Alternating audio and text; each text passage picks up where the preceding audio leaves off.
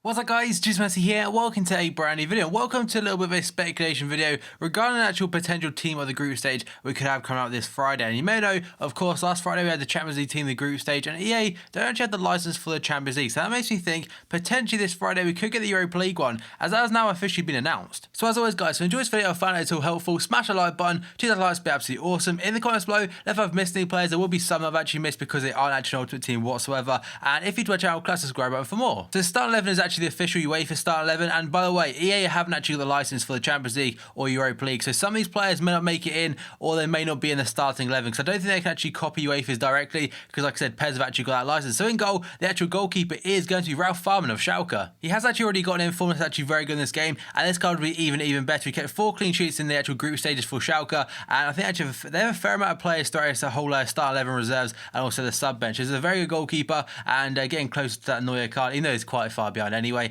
And next up then, we've got Nathaniel CLYNE of Liverpool. I wasn't expecting him to get in there, but he did actually get in there in the official UEFA one. He got 1 assist and 2 clean sheets for Liverpool in the group stages. A pretty decent card, but still, some people probably prefer Kyle Walker over that one. And now we move on to Andres Grankvist. I think he's played for Wigan, now playing in Russia, if I'm correct. The Swede actually managed to get 3 clean sheets in the group stage. I think he's actually also the club captain. And now we've got a Turkish Fenerbahce player by the name of Gökhan Gunal. I don't know how he says his name properly, but he is a right back. And some of these positions, by the way, they may have played different positions in the Europa League compared to normally, but I've actually kept most of them at their default ones. So Gunal is actually a right back. Looks like a pretty decent card, very solid defensively, and he actually managed to get 3 clean sheets and 1 assist in the group stage for Fenerbahce. And now we have got Eric Lamela. He actually kind of went off for Spurs in that group stage. He actually got a hat-trick in the most recent game against Monaco. He got 5 goals in 5 games altogether, and it would be a pretty decent card, but I think he's only got like 3 or 4 star skill moves. I honestly miss his Roma card back from FIFA 13, and that's absolutely ridiculous in the 5-star skills. Next up, we're going to go with Rafa Silva, playing for Braga in Portugal, and he actually managed to get 1 goal and 3 assists in 6 games for the Portuguese club. Very quick, pacey winger, and I think in real life it's actually linked to West Ham. The first silver card is going to be Stefan Hoffmann, the German from Rapid Vienna, and this guy actually managed to get 3 goals and 1 assist in the 6 matches from that central attacking midfield role. Not the greatest of cards, decent passing and dribbling. Other than that, pretty meh card to be honest. Then we've got Mertens. This guy went off in the group stage, 5 goals and 1 assist in 3 games with an 8.89 average match rating. Unfortunately, he would be a left midfielder. As I looked on most sites, he did start as a left mid / left wing in every single game. Didn't play century in any whatsoever. So that's a great goal to game ratio. Yeah, again, like I said, he went absolutely off in that one. And now we've got Raul Bobadilla, currently playing for Augsburg, who actually Liverpool have got in the knockout stages. And this guy's actually a joint top goal scorer, 6 goals in 5 games. And looks like an okay card, probably more of a brute player than anything else. And next to him, we're going to have Adures of Bilbao. This guy's also got 6 goals and 3 assists in 5 games. He would actually be one of the highest rated team in the group stage players, because obviously they aren't going to be like the likes of Ronaldo and stuff like they were in the team of the group stage for Champions League.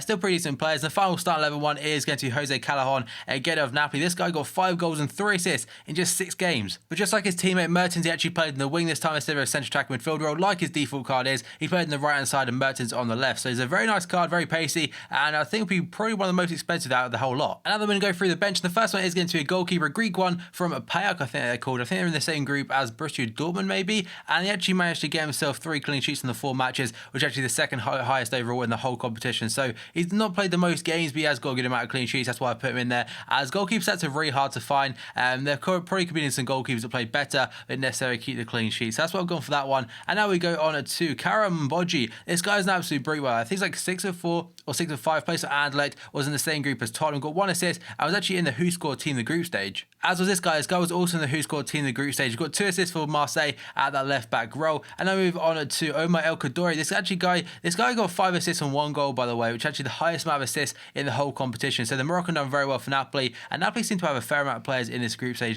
team of season already, or team of the group stage, sorry. Then we got Georgia Kevin Nkudu, a very nice looking silver card from Marseille, and that's what I'd really want to get. He got in the Who Scored team in the group stage. He also got 4 goals and 2 assists in 5 games, as well as picking up an 8.19 average match rate. So he done very well for himself. The next one's actually going to be from this one. That is going to Umar Niassi. That's how I say his name, from Lokomotiv Moscow. And this guy managed to get, how much is it? 6 games, 4 goals and 3 assists. It was going to be Choupo-Moting, but I realised he actually only played like 3 or 4 games, not that many compared to the other players. But he did actually manage to get, I think, an 8 average match rate. So this guy went in as well, so possibility of getting on the reserves or something like that. And now we go on to Franco De Santo, also another Schalke player. This guy managed to get 5 goals and 1 assist in the group stage. A very nice looking card, given the fact he's like 6'3". And now we've got Alexander Samadov, the Russian, and this guy managed to get 4 goals in 6 games. But yeah, from Athletic Bilbao is actually next, and he actually got 2 goals and 2 assists in just 3 games with an 8.22 average average match rate, and also actually got in the Who Scored team in the group stage. So he only played half of the games, but his goals and assists actually kind of stack up, and they are very impressive given the amount of games he actually played. So it'd be an okay card with some very nice passing. Actually, this guy on FIFA 13 was absolutely ridiculous with a crazy long shot. And now we have got Mohamed El Neni. I'm not too sure how good he is in real life, but I think he's Egyptian, plays for Basel, and he got 2 goals and a 7.7 average match rating. That they did get him a space in the Who Scored team in the group stage, along next to Benyat, who also got in there. And then final 2 players. First up, Chris Commons from Celtic. This guy got 4 goals and 2 assists. I think 6 matches, very nice going. Although I think he would be a left midfielder, which would make him pretty useless.